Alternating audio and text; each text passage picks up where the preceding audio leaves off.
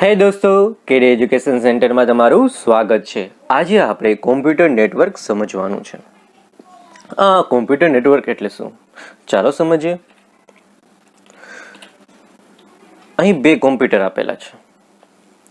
આ બંને કોમ્પ્યુટરને મારે જોડવાના છે, એનું નેટવર્ક બનાવવાનું છે। શું કામ આપણે નેટવર્ક બનાવીએ? તો કે એક કોમ્પ્યુટરના ડેટાને બીજા કોમ્પ્યુટરમાં લઈ જવા માટે આપણે નેટવર્ક બનાવીએ છીએ અને આ નેટવર્ક માટે આપણે વાયર કે વાયરલેસનો ઉપયોગ કરીએ છીએ, બરાબર છે। હવે મારે આ કોમ્પ્યુટરમાંથી આ કોમ્પ્યુટરમાં ડેટા લઈ જવા હોય, બરાબર, તો એના માટે મારે શેની જરૂર પડે? આ વાયરની જરૂર પડે। તો એને શું કહેવાય? ટ્રાન્સમિશન મીડિયા કહેવાય, બરાબર છે। એટલે કે એક એવું મીડિયા, એવું માધ્યમ જેના દ્વારા તમે એક કોમ્પ્યુટરના જે ડેટા છે એ બીજા કોમ્પ્યુટરમાં તમે લઈ જઈ શકો છો। હવે વાયર જ હોય એવું જરૂરી નથી, વાઈફાઈ દ્વારા પણ તમે એક કોમ્પ્યુટરના ડેટા બીજા કોમ્પ્યુટરમાં લઈ જઈ શકો છો, બરાબર છે। એના પ્રમાણેના ડિવાઇસ હોવા જોઈએ। ક્લિયર એટલી વસ્તુ?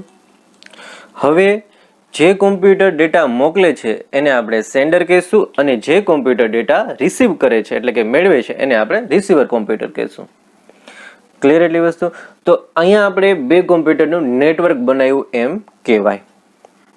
ક્લિયર? બરાબર છે। આ જ રીતે બે થી વધારે કોમ્પ્યુટરના પણ નેટવર્ક બની શકે, બરાબર, અને ઘણા બધા કોમ્પ્યુટરના પણ નેટવર્ક બની શકે। તો ચાલો શરૂ કરીએ ઇન ડિટેલ્સ। ડેટા પ્રત્યેની ઝડપને આપણે બેન્ડવિડ્થ દ્વારા પણ રજૂ કરી શકાય છે, બરાબર છે। એટલે કઈ રીતે? તો કે આ એક ફાઇલ છે એ 10 MB ની છે અને એ 10 MB ની ફાઇલને અહીંયા મોકલતા કેટલો સમય લાગે છે, બરાબર છે, એ કેટલી ઝડપે અહીંયા જાય છે, એ ઝડપને આપણે કેમાં માપી શકીએ છીએ? બેન્ડવિડ્થમાં માપી શકીએ છીએ, બરાબર છે, એમાં રજૂ કરી શકીએ છીએ। હવે જો ઝડપ 256 kbps થી પણ વધારે હોય તો એને શું કહેશું? આપણે બ્રોડબેન્ડ કહેશું, કેમ કે એમાં બ્રોડબેન્ડની અંદર ઝડપ વધારે હોય। ઓકે, ચલો નેક્સ્ટ આગળ સમજીએ। કોમ્પ્યુટર નેટવર્કમાં ઉપયોગ થતા ઉપકરણો, બરાબર છે, એટલે કે કોમ્પ્યુટર નેટવર્કના ઉપકરણો આપણે સમજવાના છે। અમારે કોમ્પ્યુટર નેટવર્ક બનાવવું હોય તો તમારે કયા કયા ઉપકરણોની જરૂર પડે એ સમજવાનું છે। તો એમાં પેલું છે આપણે નેટવર્ક ઇન્ટરફેસ કાર્ડ। હવે તમે અહીં જોઈ શકો છો, ઉપર મેં તમને બતાવ્યું હતું કે આ કેબલ મેં કનેક્ટ કર્યા છે। તો એ કેબલ કનેક્ટ કરવા માટે એક અહીંયા ડિવાઇસ જોઈએ મારે, એક અહીંયા અને એક અહીંયા, તો જ આ કેબલ એકબીજા સાથે કનેક્ટ થઈ શકે, બરાબર છે। તો એ ડિવાઇસ કયો? તો કે એ હવે આપણે સમજવાનો છે। તો કે એ ડિવાઇસ છે નેટવર્ક ઇન્ટરફેસ કાર્ડ, બરાબર છે, જેને આપણે શોર્ટ ફોર્મમાં NIC પણ કહેશું। આ ડિવાઇસનું કામ શું? તો કે નેટવર્કમાં જોડાણ માટે એક અનિવાર્ય ડિવાઇસ છે, એટલે બંને કોમ્પ્યુટરની અંદર આ એક ડિવાઇસ હોવો જોઈએ। બે કોમ્પ્યુટર હોય તો બંને કોમ્પ્યુટરમાં આ ડિવાઇસ એની અંદર હોવો જોઈએ અને આ ડિવાઇસમાં અહીંયા જે તમને બતાવી છે, બરાબર છે, ત્યાં તમે વાયર જે છે એ ફિટ કરી શકો છો જેથી કોમ્પ્યુટર જે છે એ કનેક્ટ થઈ શકે। આ ડિવાઇસ કઈ જગ્યાએ આવેલો? કોમ્પ્યુટરમાં તમને કીધું, પણ કઈ જગ્યાએ કોમ્પ્યુટરમાં? તો કે મધરબોર્ડમાં આ ડિવાઇસ જે છે એ કનેક્ટેડ હોય છે, બરાબર છે। આ ડિવાઇસનું કામગીરી શું? તો કે કોમ્પ્યુટરના ડેટા હોય, બરાબર છે, કોમ્પ્યુટરની જે ફાઇલ હોય, કોમ્પ્યુટરની ઇમેજ હોય, તો એને ઇલેક્ટ્રોનિક સિગ્નલમાં રૂપાંતરિત કરી વાયર દ્વારા અથવા તો વાયરલેસ દ્વારા અન્ય કોમ્પ્યુટર સુધી પહોંચાડે છે। બે કોમ્પ્યુટર હોય તો એક કોમ્પ્યુટરની અંદર અહીંયા જે ડિવાઇસ હોય એ ડિવાઇસ શું કરશે? તો કોમ્પ્યુટરમાં જે ડેટા છે એ તો 0 અને 1 માં હોય, બરાબર છે, તો એને કેમાં ફેરવશે? ઇલેક્ટ્રોનિક સિગ્નલમાં ફેરવશે અને એ ઇલેક્ટ્રોનિક સિગ્નલમાં ફેરવી અને બીજા કોમ્પ્યુટરને મોકલશે, બરાબર છે। તો એ આનું કામ છે। ચલો, એ તો આપણને ખ્યાલ આવી ગયો। ત્યાર પછી જોઈએ હબ। જ્યારે તમારે એકથી વધારે કોમ્પ્યુટર કનેક્ટ કરવા હોય, બરાબર, ત્યારે હબની જરૂર પડે, કેમ કે વાયરમાં તો તમે બે કોમ્પ્યુટરને કનેક્ટ કરી શકો, બરાબર, પરંતુ એનાથી વધારે કોમ્પ્યુટરને કનેક્ટ કરવા હોય, લેપટોપ કરવું હોય, કોમ્પ્યુટર કરવું હોય, પ્રિન્ટર કનેક્ટ કરવું હોય, તો આવા સંજોગોની અંદર હબની જરૂર પડે છે। હબની કામગીરી શું છે? તો કે એક કોમ્પ્યુટરમાંથી ડેટા એ લઈ લે છે, બરાબર, અને જે કોમ્પ્યુટરને જોતા છે એને મોકલી દે છે, બરાબર। ફોર એક્ઝામ્પલ, લેપટોપમાં મારે જે છે એક પ્રિન્ટ કાઢવી છે, લેપટોપના મદદથી પ્રિન્ટ કાઢવી છે, તો હું અહીંયા પ્રિન્ટ ઉપર ક્લિક કરીશ એટલે આ ડિવાઇસ મારે ઇન્ફોર્મેશન લઈ લેશે હબમાં, અને હબમાંથી સીધી કોને આપી દેશે? પ્રિન્ટરને આપી દેશે અને સૂચનાઓ પણ આપી દેશે કે ભાઈ આ પ્રિન્ટ કરવાનું છે, અને પ્રિન્ટર જે છે એ પેજ ઉપર પ્રિન્ટ કરી આપશે. બરાબર છે. તો હબનું કાર્ય શું? તો કે ડેટા કોમ્પ્યુટરમાંથી લેવાનું અને જેને જોતા હોય એને આપવાનું, લેવા દેવાનું કામ. બરાબર છે. વેઇટર તરીકે કામ કરે. હમણાં જે આપણે હબ સમજ્યા હતા એને ડિટેલ્સ વાઇઝ જોઈએ તો કોમ્પ્યુટરને એકબીજા સાથે જોડાણ કરવા આ હબનો ઉપયોગ થતો હોય છે. બરાબર છે. કોમ્પ્યુટરની અંદર જે કાર્ડ હોય એમાંથી જે નેટવર્ક હોય, બરાબર છે, એ નેટવર્કમાં કેબલ હોય, એ કેબલને હબ સાથે જોડવામાં આવે છે. એ હમણાં આપણે જોયું હતું. બરાબર છે. અને કોમ્પ્યુટરને મોકલે સિગ્નલ પહેલા હબને મળે છે અને ત્યારબાદ હબ બીજા કોમ્પ્યુટરને આપે છે. આ બધી વસ્તુ આપણે વાત કરી લીધી. ત્યાર પછી જોઈએ સ્વિચ. સ્વિચનું કાર્ય એક્ઝેક્ટ હબ જેવું જ છે. બરાબર. પરંતુ ફરક શું છે? તો કે હબની સ્પીડ છે એના કરતાં સ્વિચની સ્પીડ વધારે છે. એ પણ એક કોમ્પ્યુટરમાંથી ડેટા લેશે પહેલાં પોતાની પાસે અને બીજા કોમ્પ્યુટરને આપશે જેને જરૂર હોય એને. બરાબર છે. પરંતુ એનામાં કાર્ય કરવાની ક્ષમતા વધારે હોય છે. બરાબર છે. એ પોતે સ્પીડમાં કાર્ય કરી શકે છે બીજા સ્વિચ કરતાં અથવા તો બીજા હબ કરતાં. બરાબર છે. હવે આમાં બીજી ખાસિયત શું છે? તો કે ફક્ત એક જ સ્વિચ હોય ને એમાં 64 જેટલા કોમ્પ્યુટર તમે જોડી શકો, જ્યારે હબમાં એટલા બધા કોમ્પ્યુટર આપણે જોડી ન શકીએ. ત્યારબાદ હવે માની લો કે ભાઈ વાયર ને એવું બધું આપણે ફિટ કરવું નથી, વાયરલેસ કનેક્ટ કરવું છે. બરાબર છે. દરેક કોમ્પ્યુટરને વાયરલેસ કનેક્ટેડ બનાવવા છે. તો એના માટે તમારે જોઈએ વાયરલેસ એક્સેસ પોઈન્ટ. બરાબર છે. તો વાયરલેસ એક્સેસ પોઈન્ટ શું કરશે? સેમ હબ જે રીતે અને સ્વિચ જે રીતે કાર્ય કરતું હતું એ જ રીતે કરશે. અલગ અલગ કોમ્પ્યુટર હોય, માની લો કે આ એક કોમ્પ્યુટર છે, આ એક કોમ્પ્યુટર છે, તો આ કોમ્પ્યુટરમાંથી ડેટા લેશે અને આ કોમ્પ્યુટરને આપશે. પણ અહીંયા કોઈ જગ્યાએ કેબલ હશે નહીં. બરાબર છે. વાયરલેસ રીતે આ કાર્ય કરશે. હવે આમાં વાઈફાઈ દ્વારા કોમ્પ્યુટર નેટવર્ક સાથે જોડી શકાય છે. બરાબર છે. એટલે ટૂંકમાં આખું વાઈફાઈ નેટવર્ક પૂરું કરે છે આપણને. હવે આજકાલના જે ટેબ્લેટ, સ્માર્ટફોન હોય વગેરેનો ઉપયોગ થઈ રહ્યો છે, તમને બધાને ખબર છે, અને એને પણ આપણે કોમ્પ્યુટર સાથે આ ડિવાઇસ દ્વારા જોડી શકીએ છીએ. બરાબર છે.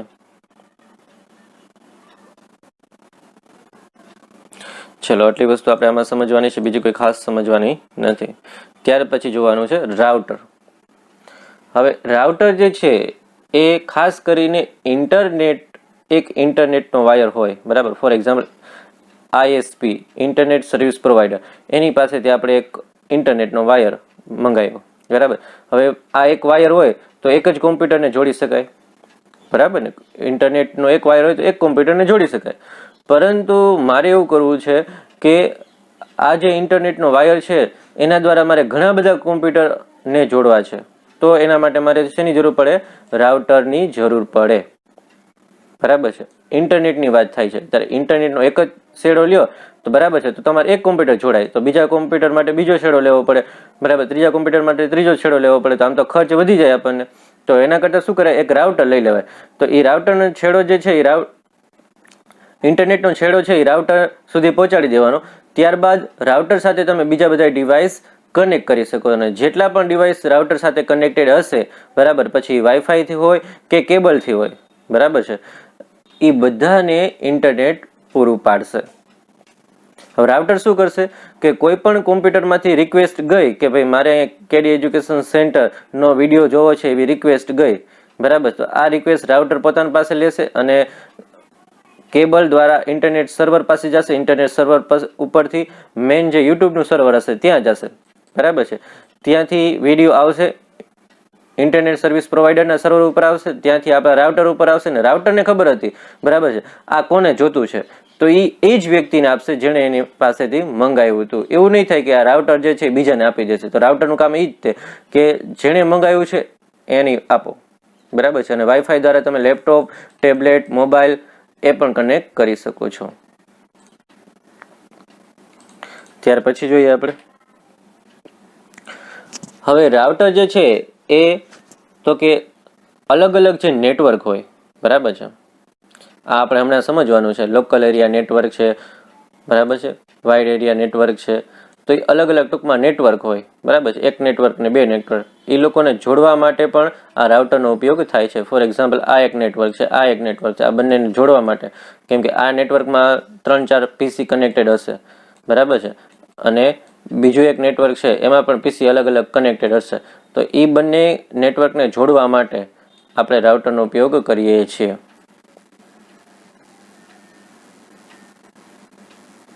બીજું શું, તો કે રાઉટર પથ નક્કી કરવાનું કાર્ય પણ કરે છે, બરાબર, કયા રસ્તે કયો ડેટા મોકલવો એ વસ્તુ. જ્યારે કોઈ ડિવાઇસ બ્રિજ તેમજ રાઉટર બંનેનું કાર્ય કરતું હોય તો એ ડિવાઇસને આપણે શું કહીએ છીએ? બ્રાઉટર કહેવામાં આવે છે, બરાબર છે. ચલો ત્યાર પછી જોઈએ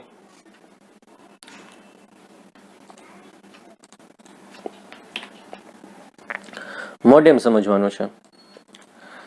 હવે જો કોમ્પ્યુટર છે એ ઇલેક્ટ્રોનિક સિગ્નલ સમજે, બરાબર છે, અને તમારે જ્યારે કોઈ પણ ઇન્ટરનેટ કનેક્ટ કરવું હોય તમારા કોમ્પ્યુટર સાથે, તો એના માટે તમારે મોડેમની જરૂર પડે.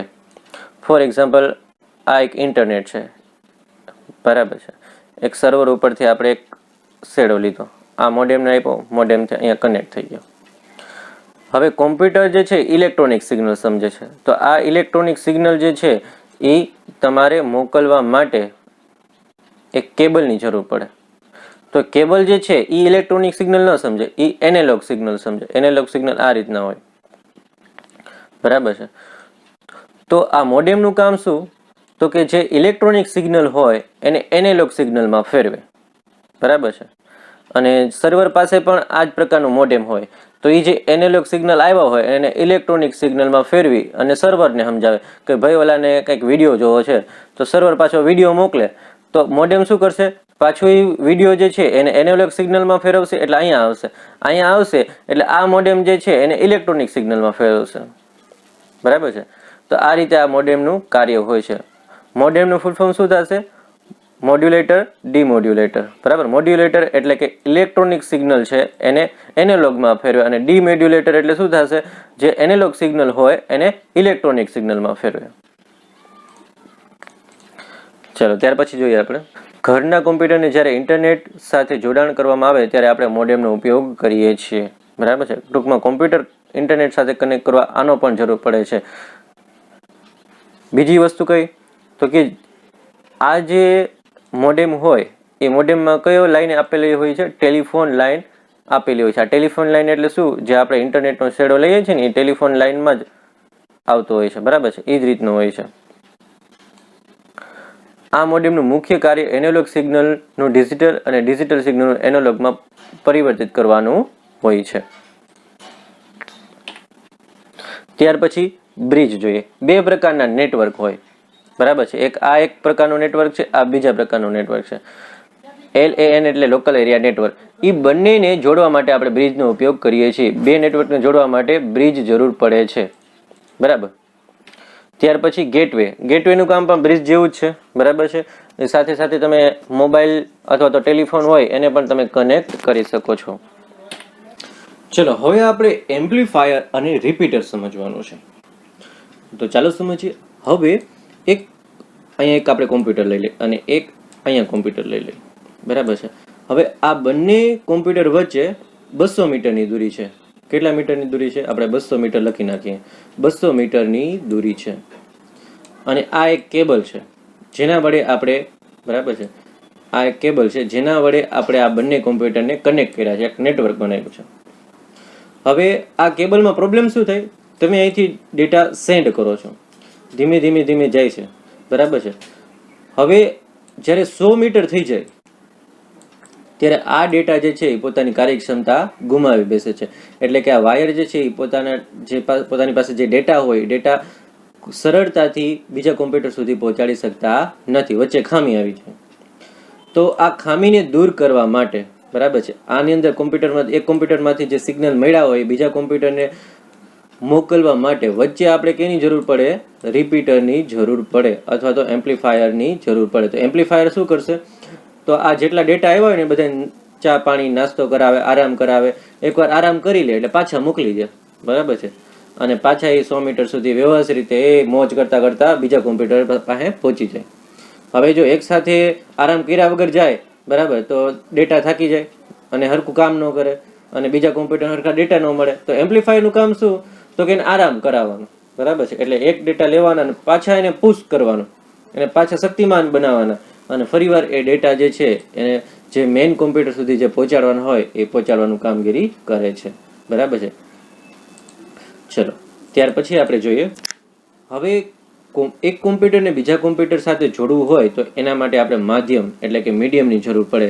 તો એ તમે બે રીતે કરી શકો. એક તો વાયર દ્વારા, કોઈ પણ કોમ્પ્યુટર બીજા કોમ્પ્યુટરને જોડવું હોય તો એક વાયર દ્વારા કરી શકો અને એક બીજું વાયરલેસ દ્વારા કરી શકો, બરાબર છે. એક કોમ્પ્યુટર હોય, માની લો કે આ એક કોમ્પ્યુટર છે અને આ બીજું કોમ્પ્યુટર, આ બંને કોમ્પ્યુટર મારે જોડવા છે તો એના વચ્ચે એક માધ્યમની જરૂર પડે, બરાબર છે. તો એ માધ્યમ કયા હોઈ શકે? તો એક વાયર માધ્યમ હોઈ શકે ને વાયરલેસ પણ માધ્યમ હોઈ શકે. હવે વાયર, તો કે વાયરના 3 પ્રકાર પડે છે: કોએક્શિયલ કેબલ, ટ્વિસ્ટેડ પેર કેબલ અને ફાઇબર ઓપ્ટિકલ કેબલ, બરાબર. 3 પ્રકારના કેબલ આવે, એને આપણે જોશું. ત્યારબાદ વાયરલેસ દ્વારા પણ આ બંને કોમ્પ્યુટરને જોડી શકાય છે. એના માટે તમારે અલગ અલગ તરંગોની જરૂર પડતી હોય છે, જેમાં રેડિયો તરંગો, માઇક્રો તરંગો, સેટેલાઇટની જરૂર પડે અથવા તો બ્લૂટૂથની આપણે જરૂર પડે. આ અલગ અલગ તરંગોનો ઉપયોગ કરી અને તમે કોમ્પ્યુટરને જોડી શકો છો. તો ચાલો એને ડિટેલ્સમાં સમજીએ. સૌપ્રથમ સમજીએ આપણે કોએક્શિયલ કેબલ, બરાબર છે. કોએક્શિયલ કેબલ જે છે એ મેઇન કોપરનો બનેલો હોય અને એની ઉપર અલગ અલગ પડ ચડાવેલા હોય છે, બરાબર છે, જેથી એની અંદરના ડેટા જે છે એ વ્યવસ્થિત રીતે ટ્રાન્સફર થઈ શકે. ખાસ એનો ઉપયોગ ક્યાં થાય? તો કે લોકલ એરિયા નેટવર્કમાં થાય છે, બરાબર છે. એક નાનું એવું નેટવર્ક બનાવ્યું હોય, ફોર એક્ઝામ્પલ આપણા ઘરમાં તે 5 કોમ્પ્યુટર હોય, 5 કોમ્પ્યુટરને જોડીને એક નેટવર્ક બનાવ્યું તો એ લોકલ એરિયા નેટવર્ક થયું. એને ડિટેલ્સમાં આપણે સમજવાના છીએ. તો આ કોમ્પ્યુટરને જોડવા માટે કોએક્શિયલ કેબલનો ઉપયોગ થાય છે, બરાબર છે. હવે અત્યારે હાલમાં તમે જુઓ ને તો ટીવી કનેક્શનમાં આ કોએક્શિયલ કેબલનો ઉપયોગ થાય છે. આની અંદર તમે 10 થી 100 Mbps ની સ્પીડે ડેટા મોકલી શકો છો. પરંતુ આ કેબલ છે એની એક ખામી છે. ખામી શું છે? તો કે એક કોમ્પ્યુટર છે, અહીંયા બીજું કોમ્પ્યુટર છે, બરાબર છે. આ બંને વચ્ચે તમે ડેટાની આપ-લે કરો છો. તો અહીંથી ડેટા જાય છે તો આ જે કોમ્પ્યુટર છે સામે ડેટા મોકલી ન શકે. એકવાર આ ડેટા મળી ગયા પછી બીજું કોમ્પ્યુટર એ ડેટા મોકલી શકે, બરાબર છે. એટલે આપ-લે ન થઈ શકે. પહેલા એકવાર મેળવી લેવાનો, બરાબર, પહેલા વાત સાંભળી લેવાની, પછી આપણે વાત કહેવાની. બંને એકબીજાને વાત કરે, બરાબર છે, એક સામેવાળો બોલે તમે બોલતા હોય તો હરખું સંભળાય નહીં. એમ જ આ કેબલમાં એક પ્રોબ્લેમ છે કે બંને કોમ્પ્યુટર જે છે એક સાથે ડેટા મોકલી શકે નહીં, 1 by 1 મોકલી શકે. તો એને દૂર કરવા માટે ટ્વિસ્ટેડ પેર આવ્યું. તો ટ્વિસ્ટેડ પેરમાં શું છે? 2 વાયર હોય, 2 વાયરને આ રીતે ગૂંથીને બનાવવામાં આવતા હોય. એક વાયરનું કામ શું? ડેટા મોકલવાનું અને બીજા વાયરનું કામ ડેટા મેળવવાનું. એટલે એક જ સમયે ડેટા તમે મોકલી પણ શકો છો અને બીજા સમયે તમે ડેટા મેળવી પણ શકો છો. આમાં પણ લોકલ એરિયા નેટવર્કમાં જ આનો ઉપયોગ થતા હોય છે, બરાબર છે. હવે આ જે ટ્વિસ્ટેડ પેર કેબલ હોય એને આપણે UTP પણ કહીએ છીએ, બરાબર છે. એની સ્પીડ જે આન પહેલાનો જે વાયર હતો, બરાબર છે, એના કરતાં પણ વધારે છે. 100 Mbps થી 200 Mbps સુધી હોય છે. ત્યાર પછી જોઈએ ફાઇબર ઓપ્ટિકલ કેબલ. અત્યારે ઇન્ટરનેટની દુનિયામાં સૌથી વધારે જો કોઈ કેબલનો ઉપયોગ થતો હોય તો આ ફાઇબર ઓપ્ટિકલ કેબલ છે, બરાબર છે. સેકન્ડમાં 3 લાખ કિલોમીટર સુધી ડેટા ટ્રાન્સફર કરી શકે છે, બરાબર છે. એક તમને બતાવું છું. ફોર એક્ઝામ્પલ એક અહીંયા કોમ્પ્યુટર છે, બરાબર છે, અને એક વિદેશમાં બીજું કોમ્પ્યુટર છે. તો 1 સેકન્ડની અંદર, ફોર એક્ઝામ્પલ માની લો, એટલું બધું હોતું જ નથી, 3 લાખ કિલોમીટર દૂર છે આ કોમ્પ્યુટર. કેટલું દૂર છે? 3 લાખ કિલોમીટર દૂર છે. અને બંને કોમ્પ્યુટર જે છે એ કેબલ દ્વારા જોડાયેલા છે. તો 1 સેકન્ડની અંદર આ કોમ્પ્યુટરના ડેટા તમે બીજા કોમ્પ્યુટરમાં મોકલી શકો છો, માત્ર 1 સેકન્ડની અંદર, ભલે 3 લાખ કિલોમીટર દૂર હોય, બરાબર. આવું કઈ રીતે પોસિબલ બને છે? કેમ કે આની અંદર પ્રકાશની ગતિએ, બરાબર, અને પ્રકાશની સ્વરૂપે ડેટા ટ્રાન્સફર થતા હોય છે, બરાબર છે. પ્રકાશના સ્વરૂપે ડેટા ટ્રાન્સફર થતા હોય છે, બરાબર છે. FOC પણ કહેવાય, ફાઇબર ઓપ્ટિકલ કેબલનું શોર્ટ ફોર્મ છે. આ જે ફાઇબર ઓપ્ટિકલ કેબલ હોય, બરાબર છે, એમાં ફાઇબર ગ્લાસનો ઉપયોગ થતો હોય, જે કાચ જેવો હોય, બરાબર, અને થોડોક પાતળો હોય. ક્લિયર એટલી વસ્તુ? અને આ જે કેબલ હોય એમાં ડેટાનું વહન કઈ રીતે થાય છે? તો કે પ્રકાશ સ્વરૂપે ડેટાનું વહન થાય છે. ટ્રાન્સફર એટલે કે વહન. ચલો ત્યાર પછી જોઈએ. હવે આપણે જોઈએ રેડિયો તરંગો, બરાબર છે. રેડિયો તરંગોનું કામગીરી શું? તો કે કામગીરી જે છે એ બે કોમ્પ્યુટર હોય, બરાબર છે, એ બંને કોમ્પ્યુટરમાં ડેટાની આપ-લે કરવાની હોય, ડેટા મોકલવા અને ડેટા મેળવવા. તમે જ્યારે ડેટા મોકલો છો તો એને આપણે કહીશું ટ્રાન્સમીટર, અને ડેટા રિસીવ કરો છો, ડેટા મેળવો છો તો એને આપણે કહીશું રિસીવર.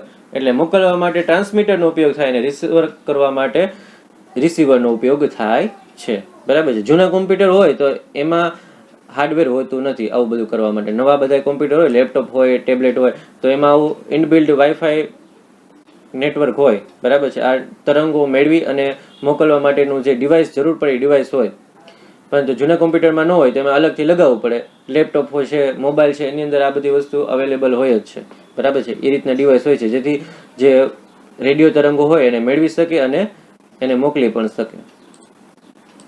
ચલો ત્યાર પછી જોઈએ માઇક્રો તરંગો. રેડિયો તરંગો જ હોય, બરાબર છે, એના કરતાં એક હાઈ લેવલના તરંગો. આની જે ફ્રીક્વન્સી વધારે હોય, ફ્રીક્વન્સી વધારે મતલબ શું છે કે ડેટા મોકલવાની અને મેળવવાની સ્પીડ વધારે હોય, ઝડપથી ડેટા લેવેજ કરી શકે. ખાસ કરીને મોબાઈલ ફોનની અંદર અને ડીશ ટીવીની અંદર આ જ માઇક્રો તરંગોનો ઉપયોગ થાય છે, અને આના જ દ્વારા આપણે ડેટા મેળવીએ છીએ અને મોકલીએ છીએ, બરાબર છે. હવે આ માઇક્રો તરંગો છે એને આપણે બીજું તો કે ઇલેક્ટ્રોનિક મેગ્નેટિક વેવ્સ પણ કહીએ છીએ. ત્યાર પછી છે સેટેલાઇટ, બરાબર છે. હવે સેટેલાઇટ જે છે એ પણ ડેટાની આપ-લે કરવાનું એક માધ્યમ બને છે. તો કોઈ પણ ફોર એક્ઝામ્પલ આ ઘર છે, આ ઘરની અંદર એક કોમ્પ્યુટર છે, એ કોમ્પ્યુટરમાંથી હું ડેટા મોકલું છું તો પહેલાં સેટેલાઇટમાં જશે અને પછી જે છે એ કોઈ પણ બીજી જગ્યાએ જાય છે. ફોર એક્ઝામ્પલ અહીંયા શિપમાં જાય છે, બરાબર, ત્યાં એક કોમ્પ્યુટર છે તો એ કોમ્પ્યુટરને મળે છે. તો સેટેલાઇટ શું કરશે? પહેલાં તો ડેટા લઈ લેશે, બરાબર છે, અને પછી જેને જરૂર હોય એને મોકલી દેશે. તો સેટેલાઇટને આપણે ઉપગ્રહ પણ કહીએ છીએ, બરાબર છે. હવે આની અંદર જે ટેકનોલોજી વપરાતી હોય એ ટેકનોલોજીને આપણે VSAT, very small aperture technology કહીએ છીએ, બરાબર છે. Very small aperture technology. એ ટેકનોલોજીની મદદથી આ ઉપગ્રહની અંદર જ આ ટેકનોલોજી હોય, એના મદદથી એક જગ્યાએ તમે ડેટા મેળવી શકો અને બીજી જગ્યાએ મોકલી શકો છો. GPS તમને બધાને ખબર હશે, ગ્લોબલ પોઝિશનિંગ સિસ્ટમ, બરાબર છે. એટલે કે કોણ ક્યાં છે, બરાબર છે, કોણ કઈ જગ્યાએથી કઈ જગ્યાએ જાય છે, કયા રસ્તા ઉપર જાય છે, એ બધું, અથવા તો રસ્તા બતાવવા, એ બધું કામ. ત્યારબાદ બ્લૂટૂથ આપણને બધાને ખબર જ છે, ડેટાની ટ્રાન્સફર કોઈ પણ કેબલ વગર કરી શકો છો, બરાબર છે. હવે આ બ્લૂટૂથ જે છે એ કોનો ઉપયોગ કરે છે? તો કે રેડિયો તરંગોનો જ ઉપયોગ કરે છે, પણ આ ટૂંકા અંતર માટે હોય છે, લાંબા અંતર માટે હોય નહીં, બરાબર છે. આજુબાજુ બેઠા હોય તો ડેટા ટ્રાન્સફર કરી શકાય. શોધ ક્યારે થઈ હતી એ યાદ રાખવાનું છે. 1994 કોને કરી હતી? તો કે એરિક્સને કરી હતી. એરિક્સન નામની એક કંપની હતી, એણે કરી હતી,